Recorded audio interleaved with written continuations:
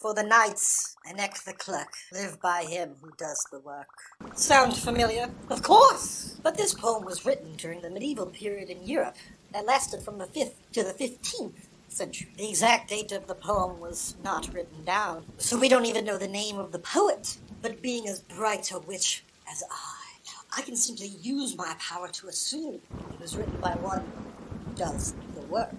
That was the time of feudalism, and the poet must have been a serf or peasant who talked too much for his or her own good.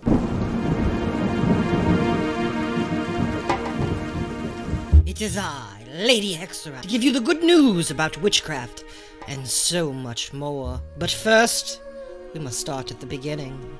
So what exactly was feudalism? How did it all begin? When and for what reason did it occur? What is what? Hang on! I'm going to explain. As with most things in the West, we begin our story with the Roman Empire. It always goes back to the Roman Empire.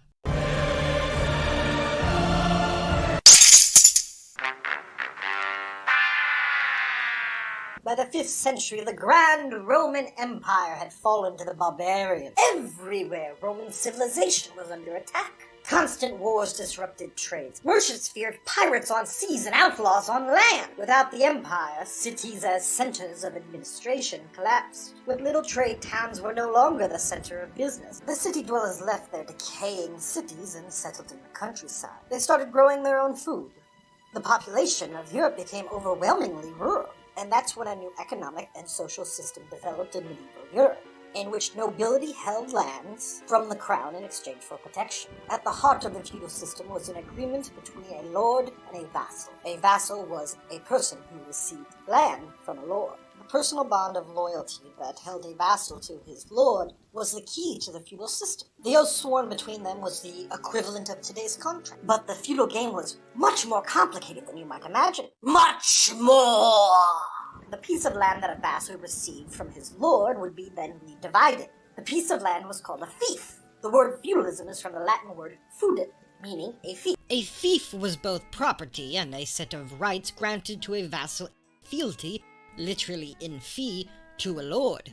These rights included the right to live on the land, the right to own your own family, which slaves had not previously had, the right to pass down land to one's descendants. The rights of a vassal were enshrined in the class relation of serfdom. Quite complicated, isn't it? Let me solve it to you by showing you my cauldron. Here, look. You can see a pyramid in it. Yes! The feudal system was exactly like a pyramid. At the bottom were many serfs, each with a small fief. Above them were the lords, who held larger fiefs. All over all was the king. The great Roman Empire rested on the use of slave labor, whereas feudalism rested on the labor of serfs. Serfs were not the same as slaves. Serfs technically had rights, which slaves did not. The society had evolved into a new social system, and so had the social relations with it. Most of the fief that was used for farmland was divided into sections called manors. A manor was made up of several acres of arable land, upon which the serfs, which were the tenants of the lord, worked day and night. In return for a fief, serfs were bonded to their lord. Their persons, possessions, lives were controlled by the laws of the manor. With the property given to them, it gave the serfs direct access to the means of their reproduction. They used the land to not only meet their lord's needs and desires, but also to meet their own needs. Even while struggling against their lords, they still had the means to survive, and kicking serfs off of their land was uncommon because feudalism was largely a closed economy, limited to individual localities, which means it was hard to find replacement labor. Serfdom, too, was divided up into groups and communities. There were bonded serfs, free serfs, male peasants, women peasants. Unsurprisingly, women, like myself, were treated as second-class citizens when it came to owning property or holding political offices. But there was significantly less division of labor amongst the sexes. Unlike today, there was little separation between producing goods and reproducing the workforce. Because serfdom was largely subsistence-based living, all work contributed to the family's sustenance. Today, housework is significantly devalued and not considered real work, even though it's the literal reproduction of the species. Most of what they produced, whether food, goods, or services, was owed to the lord. You might think they would have needed money every day to buy things, but you'd be wrong. In feudal times, almost nothing was bought.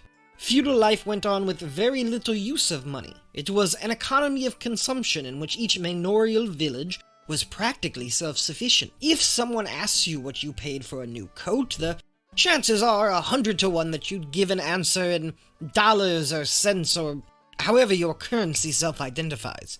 But if that same question were posed to someone in the Middle Ages, the chances are equally as good they would have answered, "I made it myself." The serfs grew their own foods and with their own hands made whatever furniture they needed.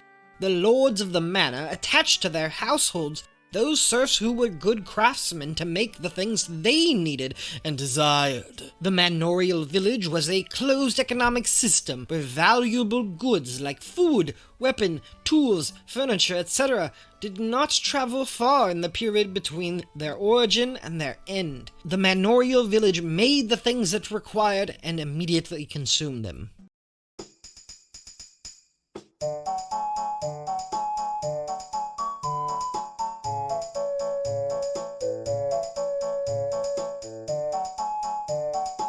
Essential to feudal life for the peasants was their use of the commons. The commons were territories that belonged to no one.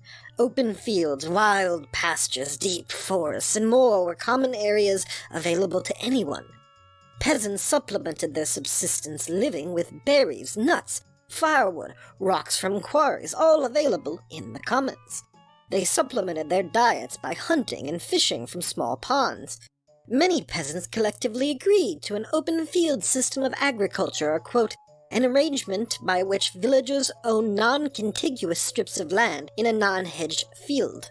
Peasants chose a strip of land in the commons to farm in addition to the farming they did on the land provided to them by the lord. Peasants also used the commons so their livestock could graze. The commons were also an important space for peasant social gatherings and celebrations. Quote, besides encouraging collective decision-making and work cooperation, the commons were the material foundation upon which peasant solidarity and sociality could thrive.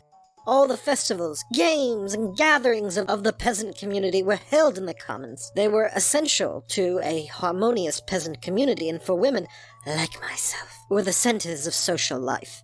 It was the place where us women, quote, convened, exchanged news, took advice, and where a woman's viewpoint on communal events, autonomous from that of men, could form. We had less access to land and other rights, so the commons gave us a little extra autonomy, not just from the lords, but also the patriarchy. In the next chapter, we'll learn how the enclosure of the commons destroyed much solidarity amongst the peasants, and particularly how it affected us women. This is an episode in a series of videos analyzing the book Caliban and the Witch, Woman, the Body, and Primitive Accumulation by the philosopher Sylvia Federici. Like and subscribe for more witchcraft, for more knowledge.